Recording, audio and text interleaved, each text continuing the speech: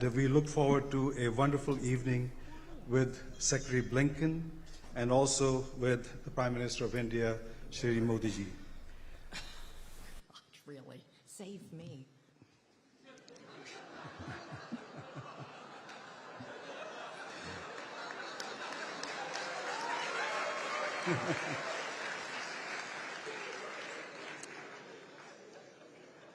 Let me invite John Chambers and Secretary Blinken on the stage, please.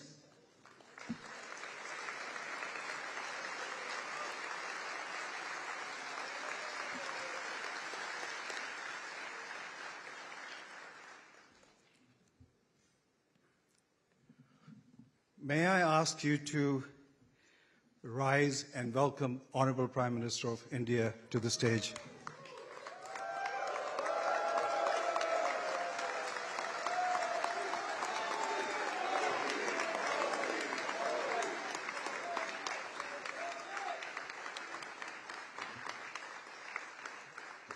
Thank you.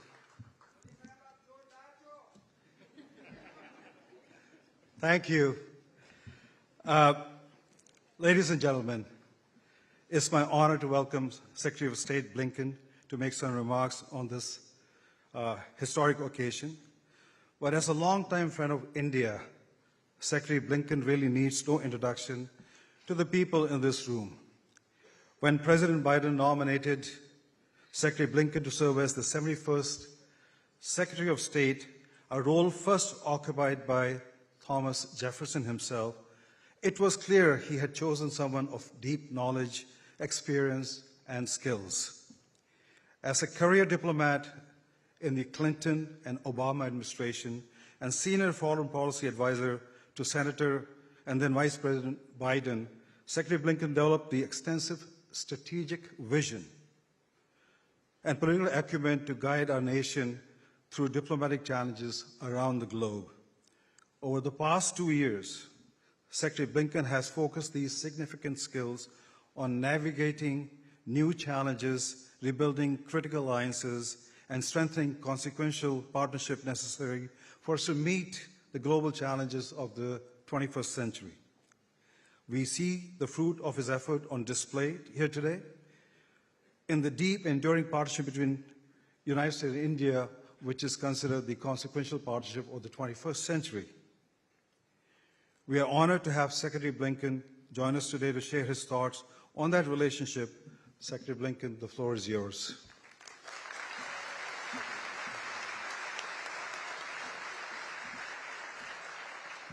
Thank you, everyone. Good evening.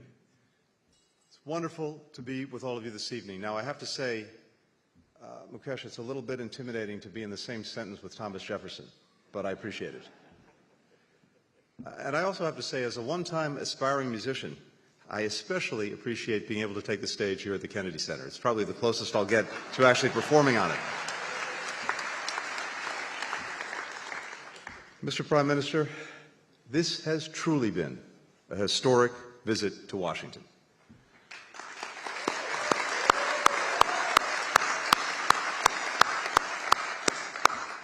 To Dr. Mukesh Aghi, to the U.S.-India Strategic Partnership Forum, to the members of the Indian American diaspora, and we've noticed that you're here this week,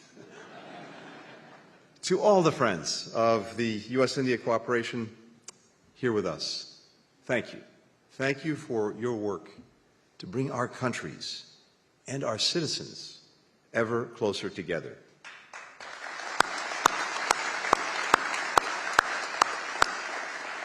You are, as Prime Minister Modi put it, the real engine powering our relationship. Over the last several decades, we have seen a transformation in U.S.-India ties, driven by private sector and civil society leaders like you, by governments of different parties in both of our countries. Today, guided by the vision of President Biden and Prime Minister Modi, the U.S.-India partnership is closer, it's broader, it is more dynamic than it has ever been. And as President Biden said yesterday, we are two great nations, two great friends, two great powers that can define the course of the 21st century.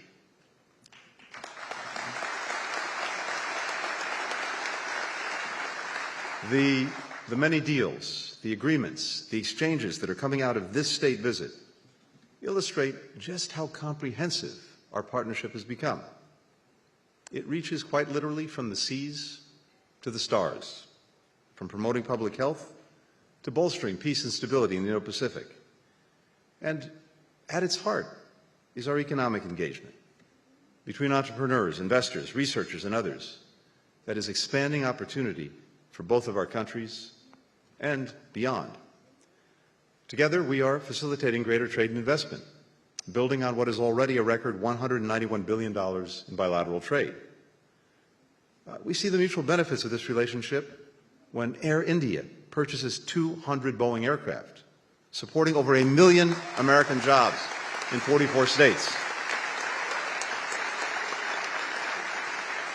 And we see it when Boeing, in turn, commits to training Indian pilots and building regional hubs in India. This partnership is also defined increasingly by efforts to advance technology and innovation, 5G, quantum, artificial intelligence, and to ensure that they are shaped by our values.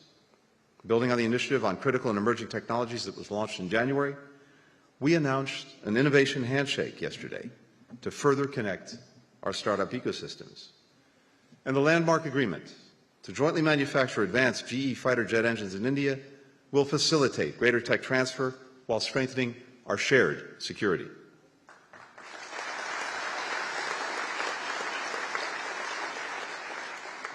We're also de-risking and diversifying our supply chains, from Micron investing $800 million to assemble semiconductors in Gujarat, to India joining the Mineral Security Partnership.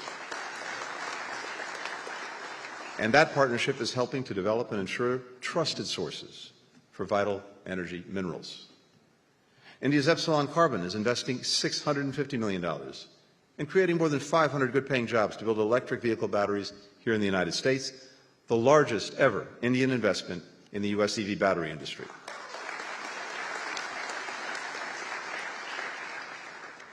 And of course, we're investing in our people. Our country's education systems have collectively trained the leaders of trailblazing companies in both the United States and India, Infosys, IBM, FedEx, and we're committed to continuing to create new success stories, streamlining visa processes, opening new consulates to facilitate travel, expanding student exchanges, research collaborations, addressing skills gaps, promoting economic empowerment of women, ensuring that all our people have access to opportunity. You know, if we were gathered together 50, 75, 100 years ago, and we were asking ourselves the question, what constitutes the wealth of a nation? Probably the answer you get back then is maybe the size of its landmass, its population, the strength of its military, its abundance of raw materials. And all of those things remain important. But I think what the United States and India recognize powerfully together is that in this 21st century, the true wealth of our nation is our people. And our ability to maximize their potential is what sets us apart. President Biden often likes to say that America can be defined by a single word: possibilities. These past few days have underscored how that spirit of possibility, defines now the U.S.-India relationship. Our governments will continue to do our part. But I'm asking all of you in this room to continue to do yours. Forge new ventures and partnerships. Invent game-changing products and services. Create unimagined opportunities. Visit friends and family in India. Host them here in the United States. Maybe even right here at the Kennedy Center. Continue to be that engine powering our progress. If we do all that, I truly believe that the U.S. and India will shape together a more peaceful, a more prosperous, a more connected future. Thank you all so very much. Thank you.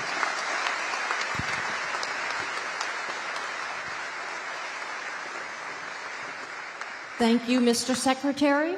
Ladies and gentlemen, please welcome USIS-PF Chairman, Chairman Emeritus of Cisco Systems, and CEO of JC2 Ventures, Mr. John Chambers. Thank you, my friends. It is one of the biggest honors of my life today to introduce a leader that I think grasps where the future is and is able to enable a country, partner with other countries, and change the world.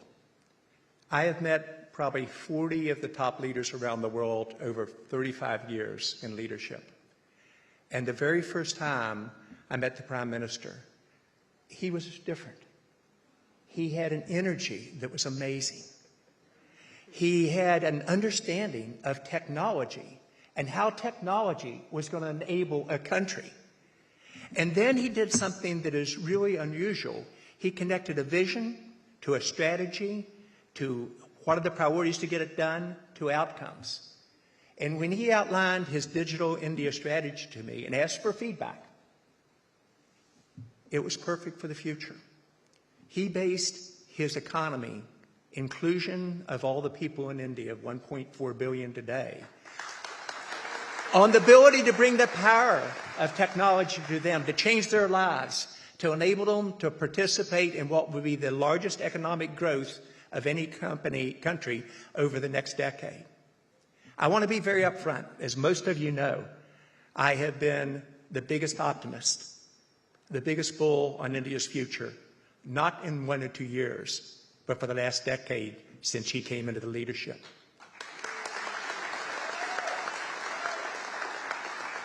I am the Prime Minister's biggest supporter, and I always have been. Honored to be his friend, but also watch a man who has the ability to outline a strategy and then make it happen. People often ask, what was so unique? What is so unique about this person that changes countries, and I believe will change the world over time? He has an ability to inspire hope, to make us believe on what's possible. He then has the ability to build confidence on what the future can be. Then he is amazingly good on execution and getting his team and other teams to pour toward a common goal. And then most important, he gets results. Many in America have a very positive view of India and the Prime Minister, but they really don't understand how far this country's come in the last decade. The country has moved from a very slow follower, where the government was very bureaucratic and very, very slow moving and rigid and not a dreamer, to the most innovative country in the world.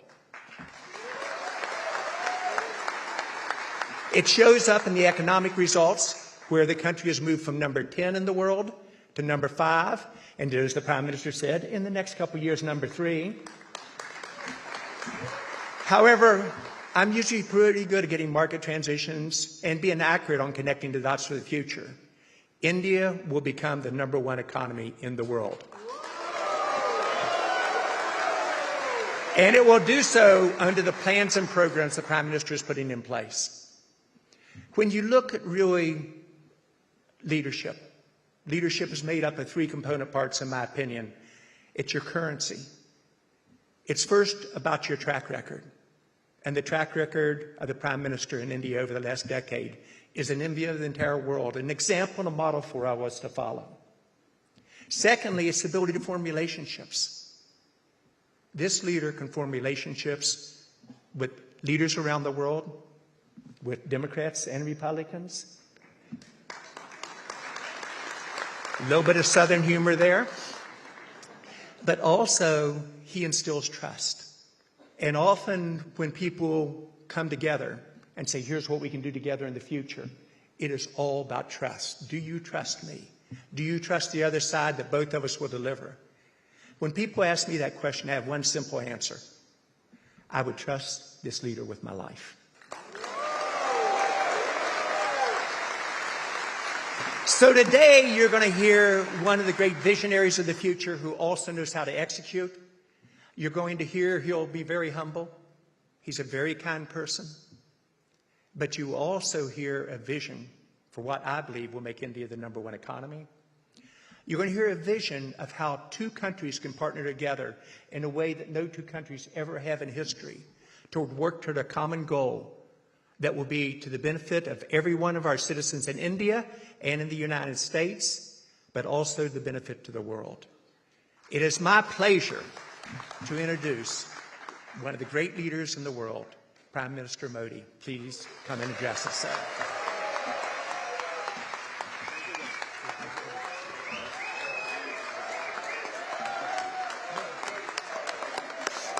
Thank you. Thank you.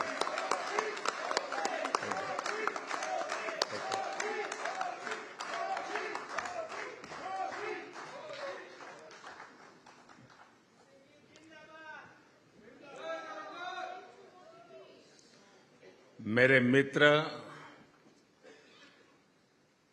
Secretary Blinken, governor of Delaware,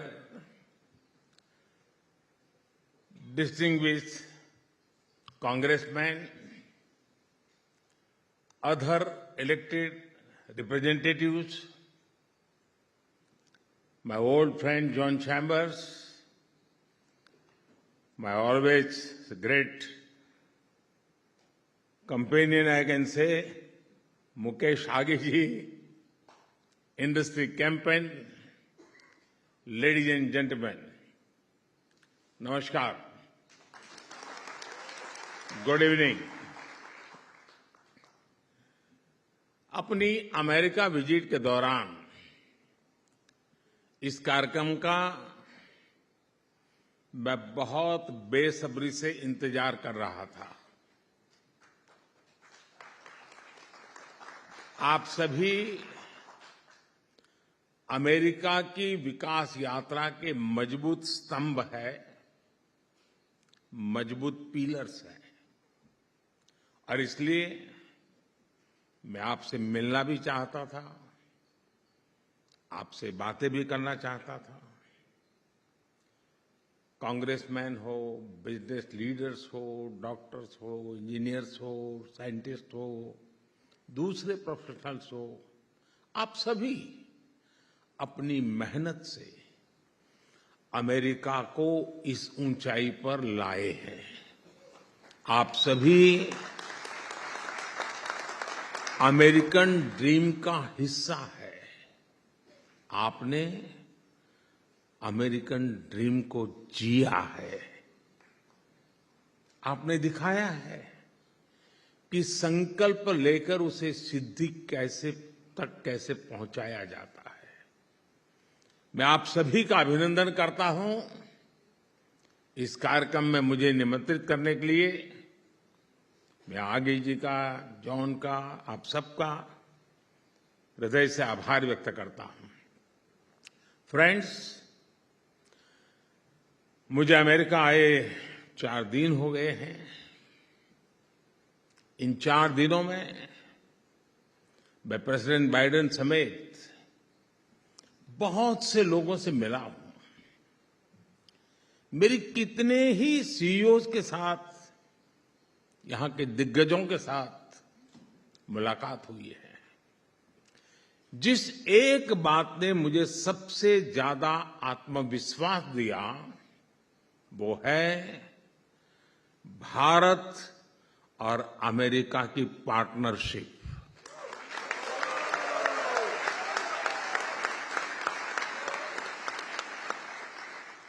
और मैं बहुत विश्वास से कह रहा हूं, दावे से कह रहा हूं, ये पार्टनरशिप सिर्फ कन्वीनियंस की पार्टनरशिप नहीं है। ये पार्टनरशिप है कन्विक्शन की।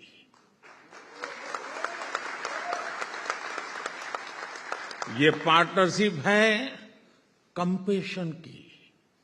और ये पार्टनरशिप है एक बेहतर विश्व के लिए शेयर्ड कमिटमेंट की।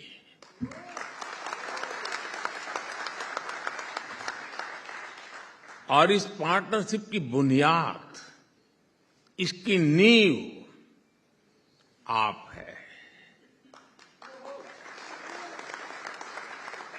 अमेरिका के और भारत के नागरिक हैं। इस पार्टनरशिप की एक और खास बात है, across the party line America में भारत के लिए जबरदस्त समर्थन है।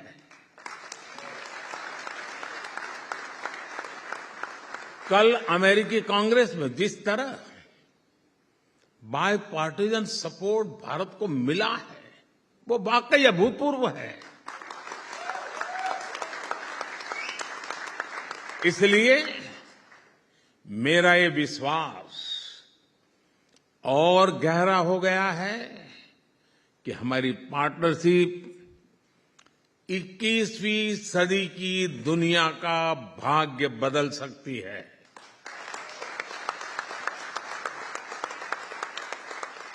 फ्रेंड्स, हर देश की विकास यात्रा में एक ऐसा टाइम पीरियड आता है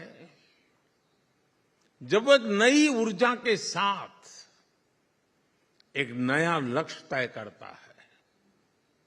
आज भारत भी एक ऐसे ही टाइम पीरियड से गुजर रहा है। कुछ समय पहले ही हमने अपनी आजादी के 75 साल पूरे किए हैं और हमने संकल्प लिया है, मोदी ने नहीं, 140 करोड़ हिंदुस्तानियों ने संकल्प लिया है। और ये संकल्प है विकसित भारत का, डेवलप इंडिया का। हम भारत में दशकों से चली आ रही समस्याओं का स्थायी समाधान कर रहे हैं और हम चुनौती को भी चुनौती देते हैं।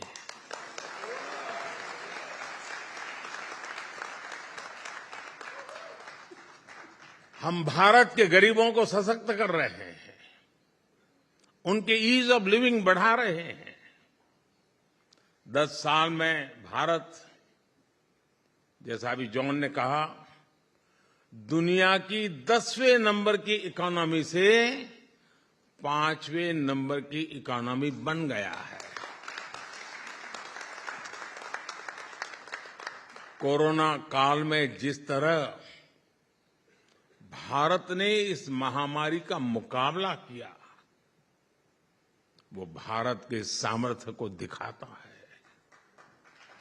आप जानते हैं कि आज पोस्ट पैंडेमिक वर्ल्ड में इकोनॉमी, इन्फ्लेशन और सप्लाई चेन क्या हालत है। इन सब के बीच भारत आज 7% से अधिक से भी ग्रोथ लेकर आगे बढ़ रहा है।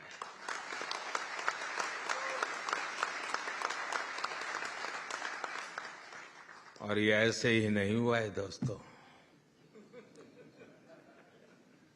आज भारत में रिफॉर्म्स का एक अभूतपूर्व दौर चल रहा है। इकोनॉमिक वर्ल्ड के आप लोग जानते हैं कि हाई ग्रोथ, लो इन्फ्लेशन का कॉम्बिनेशन आसान नहीं है, लेकिन आज भारत ये भी करके दिखा रहा है।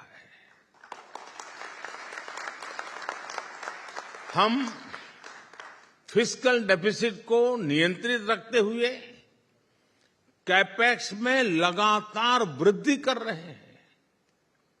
हमारा एक्सपोर्ट बढ़ रहा है, फॉरेक्स बढ़ रहा है और एफडीआई का नया रिकॉर्ड बनता चला जा रहा है। पिछले 2-2.5 साल में ही अमेरिकी कंपनियों ने $16 बिलियन से ज्यादा भारत में निवेश किए हैं। फ्रेंड्स, भारत की सफलता का आधार, भारत के विकास की सबसे बड़ी ड्राइविंग फोर्स भारत के लोगों का एस्पिरेशन है। ये अमेरिकन ड्रीम से बहुत अलग नहीं है। आज भारत की जीडीपी में प्राइवेट कंजम्पशन का शेयर 1.5 दशक में सबसे अधिक हो गया है। और जिस बात को लेकर हम सबको समाधान होगा वो है भारत में एक्सट्रीम पॉवर्टी तेजी से खत्म होती चली जा रही है।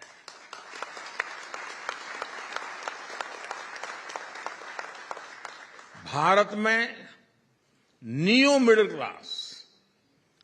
क्लास एक ऐसा ब्लॉक है जिसका लगातार विस्तार हो रहा है। भारत के लोगों की यही एस्पिरेशन भारत और अमेरिका की पार्टनरशिप की सबसे अहम दूरी बनने जा रहा है।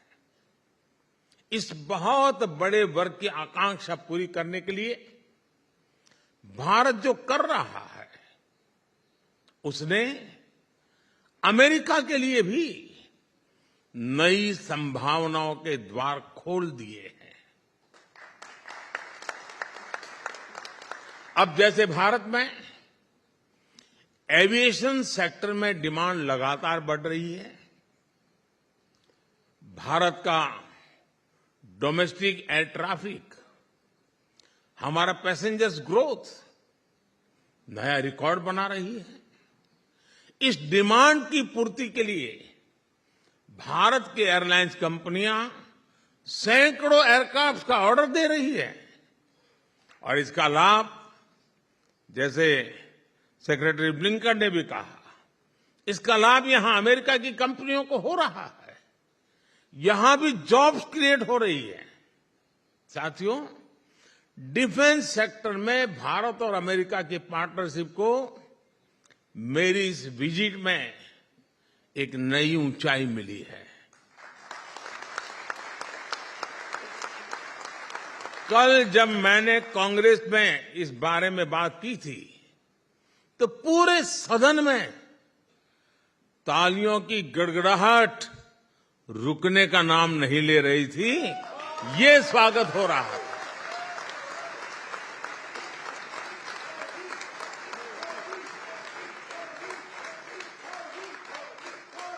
राष्ट्रपति बाइडेन की दीर्घदृष्टि, फोरसाइटनेस, पूरा सदन उछल उछल करके बधाई दे रहा था कल।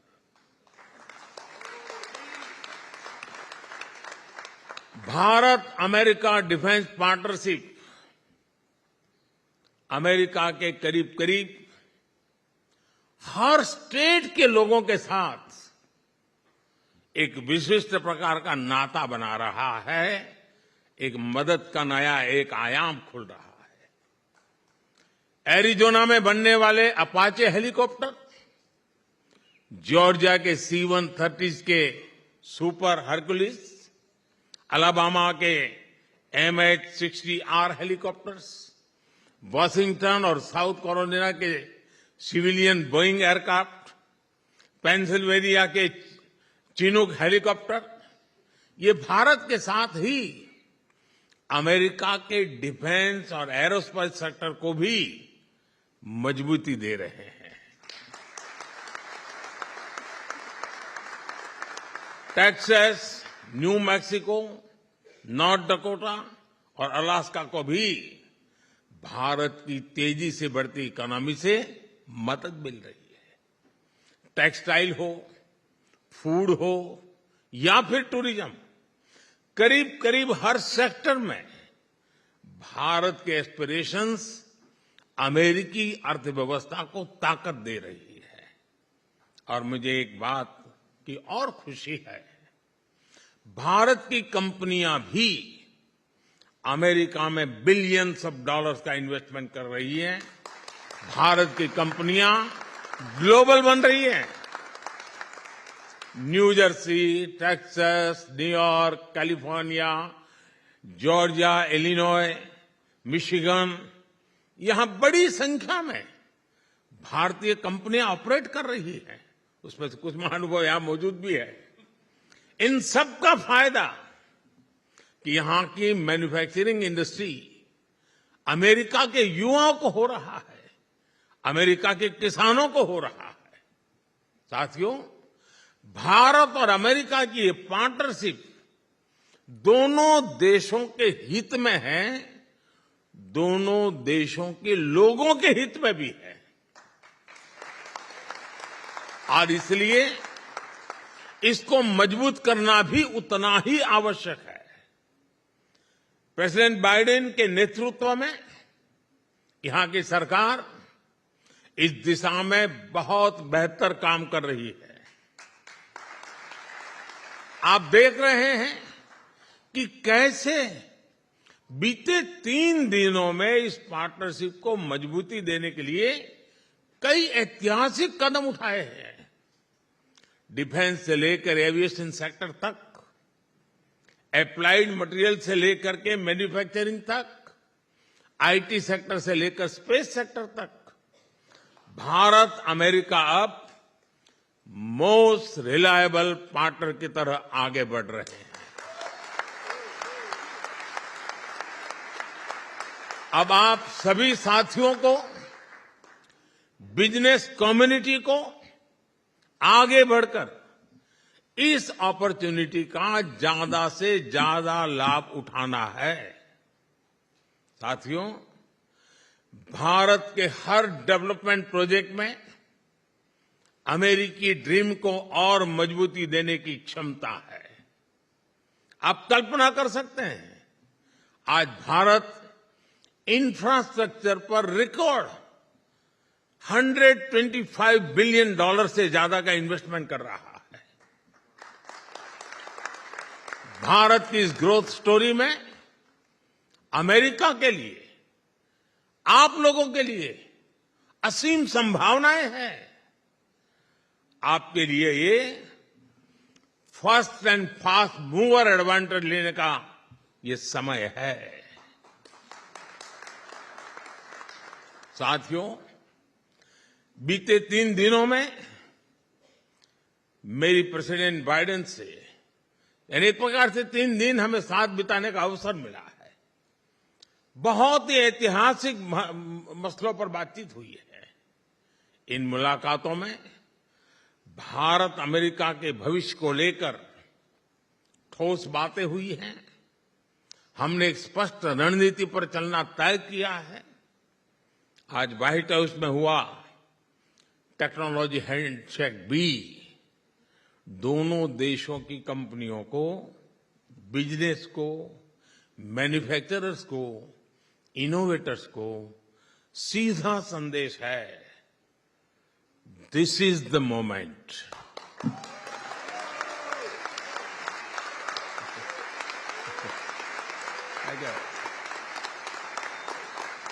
This is the moment.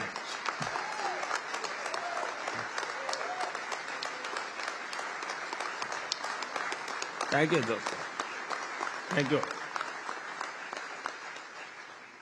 Bharat America की सरकारों ने आपके लिए ग्राउंड वर्क कर दिया है। खेत जोतने का काम हमने कर दिया है। इसमें जो जरूरी होगा वो हम आगे भी करते रहेंगे, लेकिन अब इस ग्राउंड पर खुलकर खेलने और खिलने की जिम्मेदारी आपकी है। और जो खेलेगा वो ही खिलेगा।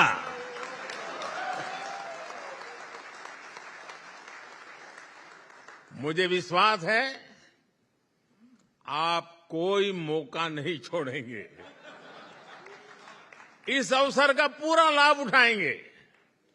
और मैं आपको इस बात का भरोसा देता हूं कि आपको भारत में एक बेहतर माहौल मिलेगा, बेहतर अवसर मिलेगा। ईज ऑफ डूइंग बिजनेस हमारी सरकार का कमिटमेंट है।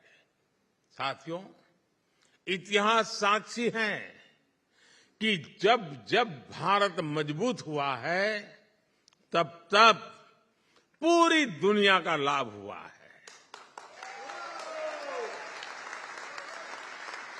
100 साल के सबसे बड़े संकट काल में, इस पैंडेमिक में भी हमने यही देखा है। जब दुनिया को दवाइयों की जरूरत थी, भारत ने अपना प्रोडक्शन बढ़ाकर 150 से ज्यादा देशों को दवाइयां भेजी। और वो समय याद कीजिए, घर से बाहर निकलने के लिए भी दुनिया डरती थी। तब दुनिया के 150 देशों को दवाइयां भेजी थी। जब दुनिया को कोरोना वैक्सीन की जरूरत थी, भारत ने अपना प्रोडक्शन बढ़ाकर 100 से ज्यादा देशों को वैक्सीन पहुंचाई थी।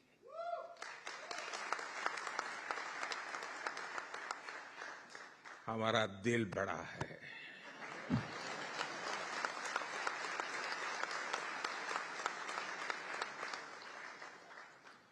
विश्व शांति के प्रति हमारा कमिटमेंट उससे भी बड़ा है। साथियों, अब इस बात के भी साक्षी हैं कि कोरोना वैश्विक महामारी ने ग्लोबल साइकोलॉजी को कितना नुकसान पहुंचाया है। हर कोई एक दूसरे पर शक कर रहा है।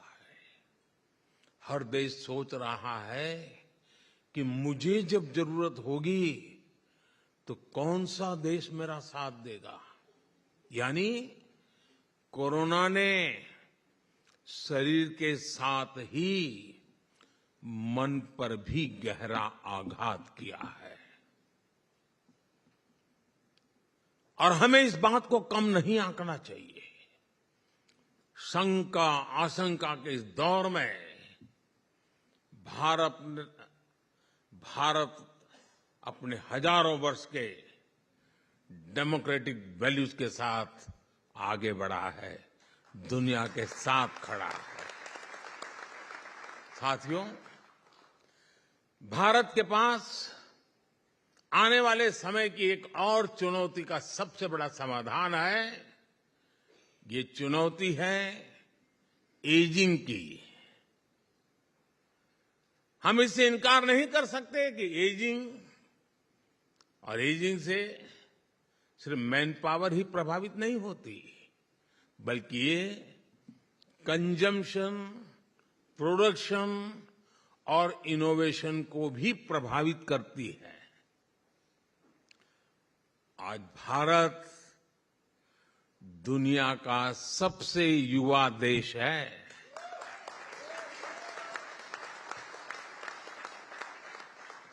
दुनिया का सबसे बड़ा युवा टैलेंट पूल भारत के पास है। दुनिया की सबसे बड़ी स्किल और प्रोफेशनल फोर्स भारत के पास है। इसलिए जो भी देश इस समय भारत से जुड़ेगा, उसका उतना ही फायदा होगा। साथियों, आप जानकर के खुशी होगी, भारत कितनी तेज गति से आगे बढ़ रहा है। Speed, scale. आज भारत में हर सप्ताह एक नई यूनिवर्सिटी बन रही है। आज भारत में हर तीसरे दिन एक अटल टिंकरिंग लैब खोली जा रही है। आज भारत में हर दो दिन में एक नए कॉलेज बन रहा है। आज भारत में हर दिन एक नई आईटीआई की स्थापना हो रही है। आज भारत में हर साल एक नया आईआईटी और एक नया आईआईएम बन रहा है। इन संस्थानों से निकला टैलेंट आज पूरी मानवता की भलाई के लिए काम कर रहा है। आज दुनिया की सबसे बड़ी कंपनियों में, फॉर्च्यून 500 कंपनियों में भारतीय हमें अहम भूमिका में नजर आते हैं। और इस हॉल में भी बहुत से ऐसे महानुभाव मौजूद हैं।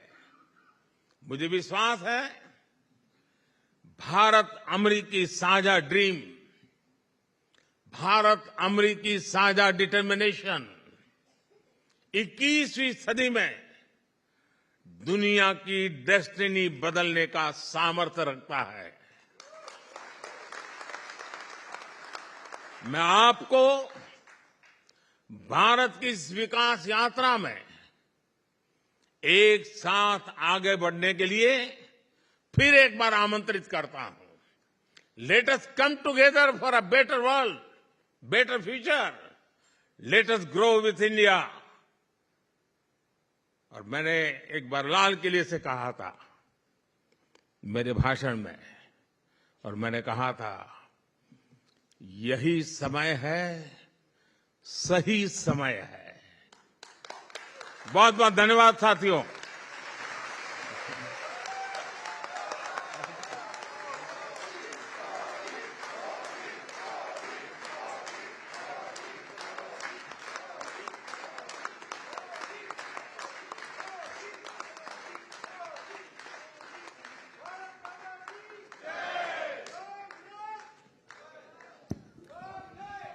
Ladies and gentlemen, please remain in your seats while the Prime Minister and his delegation depart the theater.